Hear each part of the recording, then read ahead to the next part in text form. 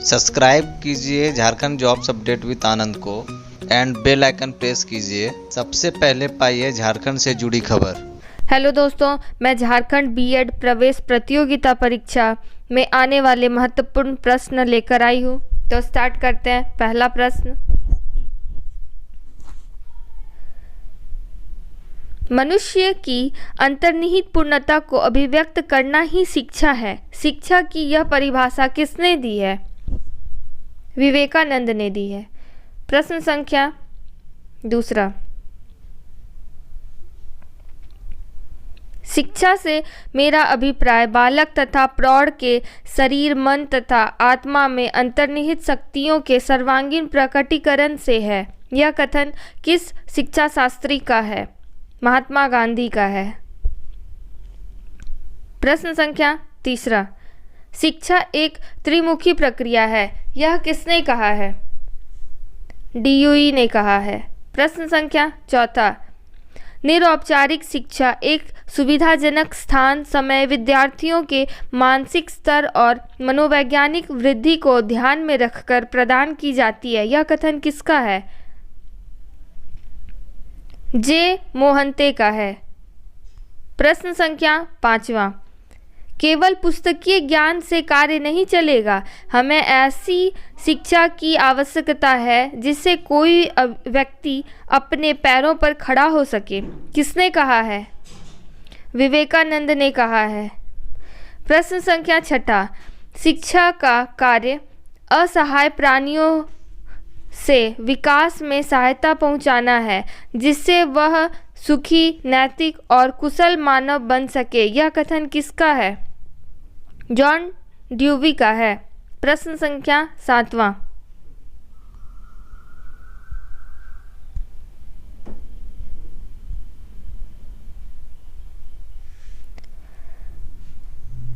शिक्षा मनुष्य की जन्मजात प्रवृत्तियों का स्वाभाविक, सर्वांगीण और प्रगतिशील शिक्षा विकास है। यह किसने कहा है? पेस्टोलॉजी ने कहा है। प्रश्न संख्या आठवां, समस्त शिक्षा का सच्चा उद्देश्य व्यक्तित्व के आदर्श की पूर्ण प्राप्ति है। यह आदर्श संतुलित व्यक्तित्व है। यह कथन किसका है? फ्रेडरिक ट्रेसी का है। प्रश्न संख्या नौवां, राष्ट्रीय एकता और राष्ट्रीय मेल का आधार है राष्ट्रीय अनुशासन। यह किसने कहा है? डॉक्टर राधाकृष्णन ने कहा है। प्रश्न संख्या 10वां, शिक्षा इतनी व्यापक होनी चाहिए जितना कि मानव, उसमें जो भी शक्तियां हैं, शिक्षा को उन्हें पोषित और प्रदर्शित करना चाहिए। यह किसका कथन है? इमर्सन का है। प्रश्न संख्या 11वां, तुमको कार्य के सभी क्षेत्रों का व्यवहारिक ज्ञान प्राप्त करना आवश्यक है।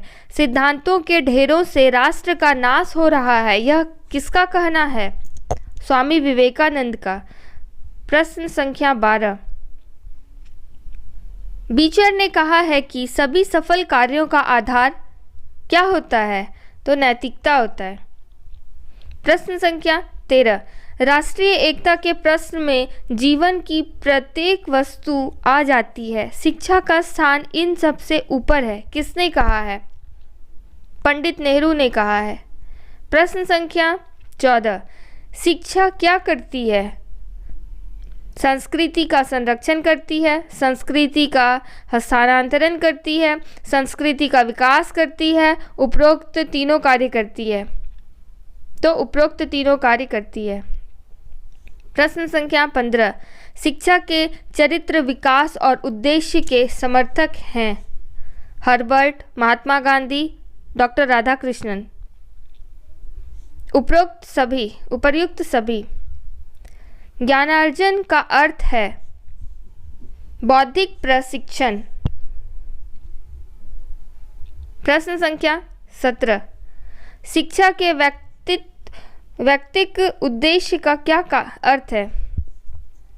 अपनी शक्तियों, योग्यताओं और क्षमताओं का विकास करना।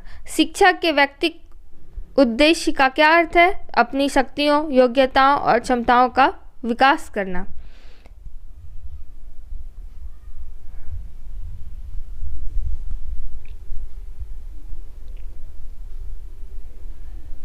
प्रश्न संख्या 18, सामाजिक उद्देश्य का क्या अर्थ है? सामाजिकता और नागरिकता की भावना का विकास करना। प्रश्न संख्या 19, शिक्षा के क्षेत्र में पाठ्यचर्या शब्दावली की ओर संकेत करती है।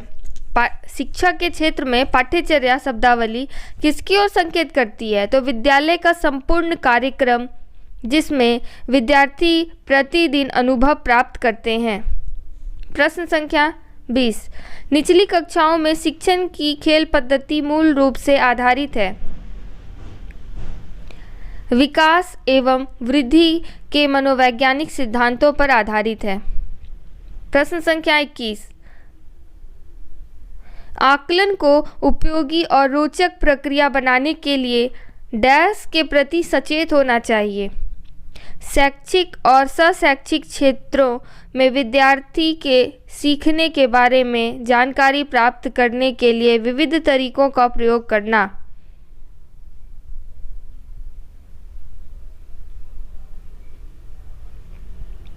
नेक्स्ट प्रश्न है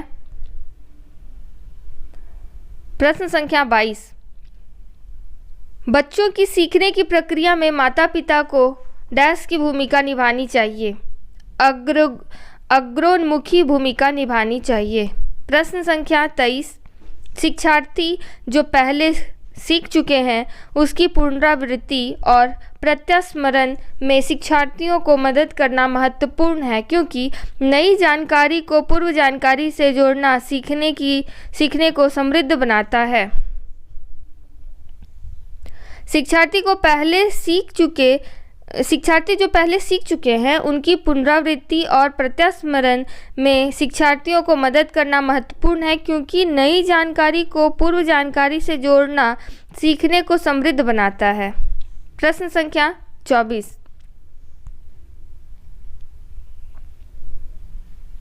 सीखने का वह सिद्धांत जो पूर्ण रूप से केवल अवलोकनीय व्यवहार पर आधारित है, सीखने के डैश सिद्धांत से संबंध है।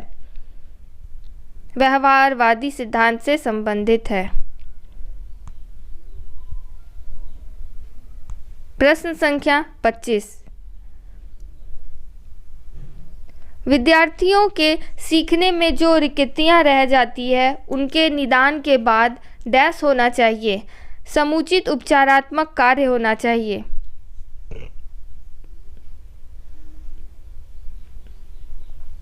प्रश्न संख्या 26, निम्नलिखित में से किस कथन को सीखने के लक्षण के रूप में नहीं माना जा सकता?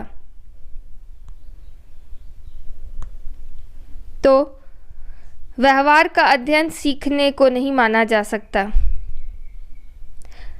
किस कथन को सीखने के लक्षण के रूप में नहीं माना जा सकता है? तो व्यवहार का अध्ययन सीखना है, इसे नहीं माना जा सकता है। प्रश्न संख्या 27, शिक्षार्थियों का आत्मनियमन डैश की ओर संकेत करता है। अपने सीखने एवं स्वयं पर्यवेक्षण करने की योग्यता को संकेत करता है। अपने सीखने और स्वयं की पर्यवेक्षण करने की योग्यता की ओर संकेत करता है।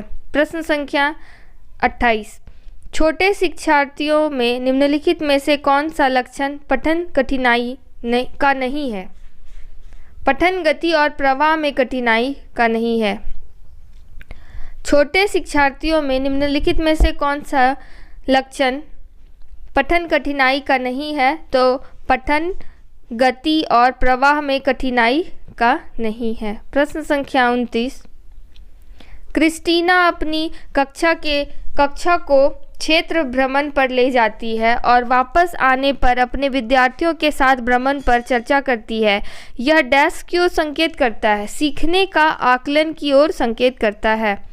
प्रश्न संख्या 30, आज का लास्ट प्रश्न, बाल संसद का निर्माण एवं संचालन से बालकों में किस प्रकार के गुण विकसित होते हैं? इस प्रश्न का उत्तर आप सभी कमेंट बॉक्स में लिखकर दीजिएगा। धन्यवाद।